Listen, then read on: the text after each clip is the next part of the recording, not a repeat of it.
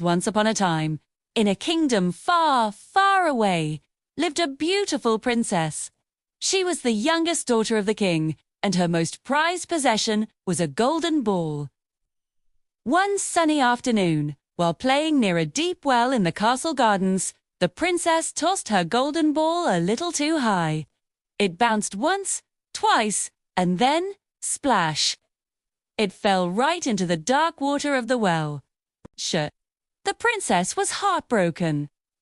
She sat by the well and began to cry, thinking her favorite toy was lost forever. Suddenly, she heard a small voice. "Why are you crying? Oh, princess! Your tears could move a stone to pity." She looked around, confused, and saw a little green frog poking its head out of the water. "Oh, it's you, old water splasher," she said. "Oh, I'm crying for my golden ball, which has fallen into the well." The frog replied, "I can help you. I can dive down and get your ball. But what will you give me in return?" "Whatever you want, dear frog." The princess exclaimed, "My jewels, my finest clothes, even my crown." The frog shook its head. I don't care for your clothes, jewels, or crown. But if you will love me, let me be your companion and playmate. Let me sit by you at your little table, eat from your little golden plate, drink from your little cup, and sleep in your little bed. If you promise me this, I will bring back your golden ball." Eager to have her toy back, the princess quickly agreed. Yes, I promise you all you wish, if you'll just bring me my ball." The frog dove deep into the well, and a moment later, it reappeared with a golden ball in its mouth and tossed it onto the grass. The princess was overjoyed. She snatched up her ball and ran back to the castle, completely forgetting about the little frog. "Wait," he croaked. "Take me with you." "I can't run as fast as you can." But she paid no attention. The next day, as the princess sat down to dinner with the king and all the courtiers, they heard a strange sound. Splish, splish, splish, splish. Something was coming up the marble staircase. Soon, there was a gentle knock at the door, and a tiny voice called out, "Princess, youngest princess, open the door for me."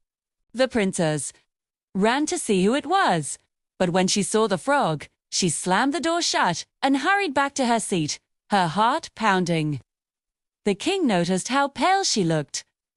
"My child, what is the matter? Is there a giant at the door?" "Oh no, father," she said. "It's not a giant, but a disgusting frog." She explained the whole story of the well and the promise she had made. Then there was another knock, and the voice called again, "Princess, youngest princess, open the door for me." "Have you forgotten your promise by the cool well water?" The king looked at his daughter sternly. "A promise is a promise," he said. "You must keep your word. Go and let him in."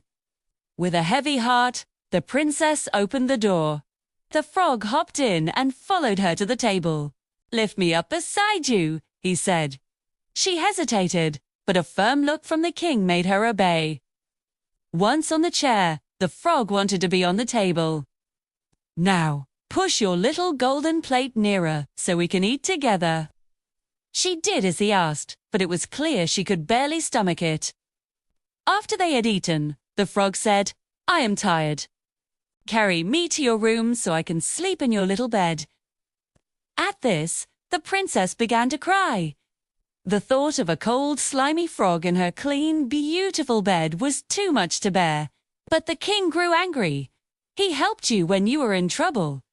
You cannot despise him now. So, she picked up the frog with 2 fingers, carried him upstairs, and set him in a corner of her room. But when she was in bed, he hopped over. "I am tired. I want to sleep as well as you. Lift me up or I will tell your father." This was the last straw. The princess was furious. She picked him up and threw him with all her might against the wall. "Now you will be quiet, you wretched frog," she screamed. But as he hit the wall, he did not fall down as a frog. Instead, he transformed into a handsome prince with kind, smiling eyes.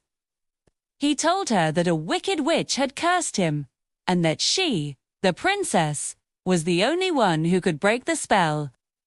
He explained that her anger and the act of throwing him had finally freed him.